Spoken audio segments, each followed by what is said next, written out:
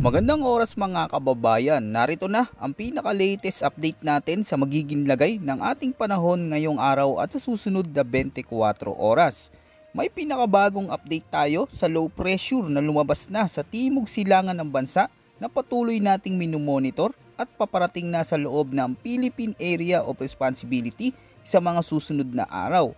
Alamin natin ang pagbabago sa direksyon nito, lalo na kung tayo ay nasa lugar na dadaanan ng track ng bagyo.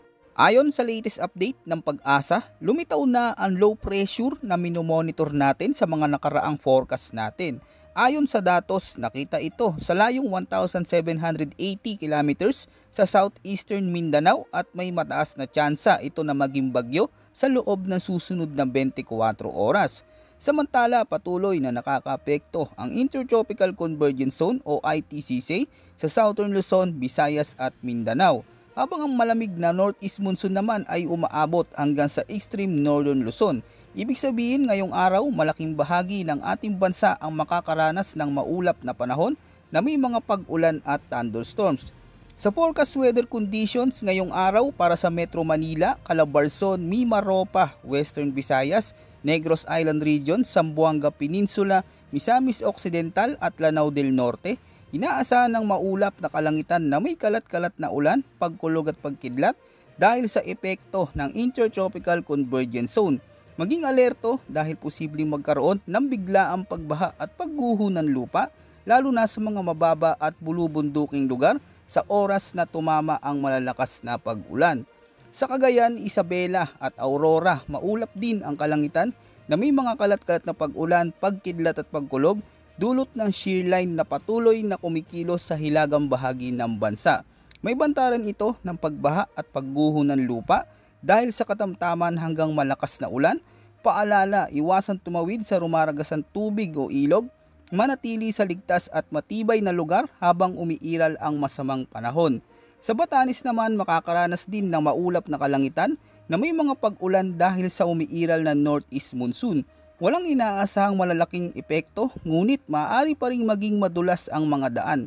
Samantala sa Bicol Region, natitirang bahagi ng Visayas at natitirang bahagi ng Mindanao, asahan ang bagyang maulap hanggang sa maulap na kalangitan na may mga pulupulong pag-ulan, pagkidlat at pagkulog, dulot pa rin ng ITCZ. Tandaan, kapag umabot sa matinding thunderstorms, posibleng magdulot ito ng biglaang pagbaha at pagguho ng lupa. At sa natitirang bahagi ng Luzon, maaari namang makaranas ng bahagyang maulap hanggang maulap na kalangitan na may mga paminsan-minsang ulan, pagkulog at pagkidlat, bunsod ng mga umiiral na localized thunderstorms. Maging alerto sa flash floods o landslides lalo na kapag matindi ang buhos ng ulan, lalo na sa hapon o gabi. Para naman sa kondisyon ng hangin at karagatan, asahan ang moderate to strong winds mula sa hilagang silangan na magdudulot ng maalon na karagatan na may pag-alon na 1.5 hanggang 2.8 meters. Dahil dito, pinapayuhan ang mga mangingisda na huwag munang pumalaot lalo na sa maliliit na sasakyang pandagat dahil mapanganib ang ganitong kondisyon. Sa Visayas, ang natitirang bahagi ng Luzon, iiral ang banayad hanggang katamtamang ihip ng hangin mula timog silangan hanggang hilagang silangan na may banayad hanggang katamtamang pag-alon na aabot sa 0.6 hanggang 2.1 meters. At sa Mindanao naman, may banayad hanggang katamtamang hangin mula hilagang kanluran hanggang timog kanluran na katamtamang pag-alon na 0.6 hanggang 1.8 meters. Paalala, maaaring ligtas ang malalaking sasakyang pandagat, ngunit manatiling alerto sa biglaang pagbabago ng panahon at iwasan muna ang paglalayag kung may thunderstorm sa paligid. Narito naman ang latest tropical cyclone threat forecast na inilabas ng Pag-asa. Ayon sa kanilang datos, mula week 1, October 30 hanggang November 5, wala pang umiiral na bagyo o tropical cyclone vortex sa loob ng Philippine Area of Responsibility. Ngunit batay sa pinakauling International Weather Model Forecast, tatlong tropical cyclone like vortex o TCLV ang nakikita na posibleng mabuo sa mga susunod na araw. Ilan sa mga ito ay may potensyal na maging ganap na bagyo. Una, ang sistemang tinutukoy bilang TCLV1 ay inaasang mabubuo sa may Sulu Sea na may mababang tsansa na maging ganap na bagyo.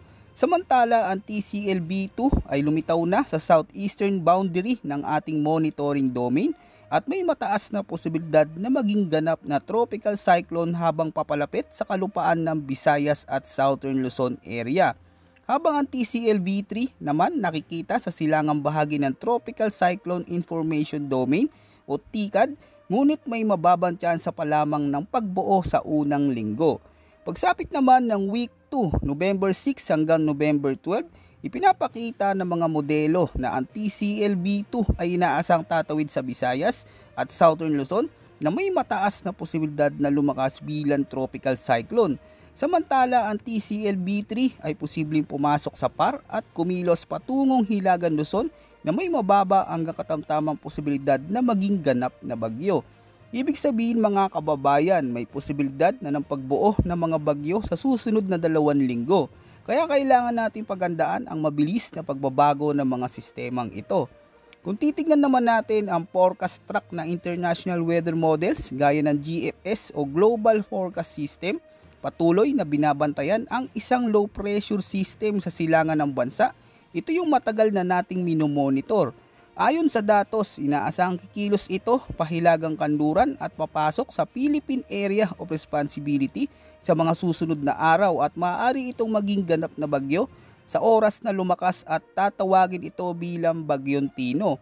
Batay sa pinakauling simulation, ang sistemang ito ay posibleng patuloy na lumakas habang nasa karagatan at maaaring daanan nito ang Eastern Samar bago tuluyan tumawid sa Visayas region.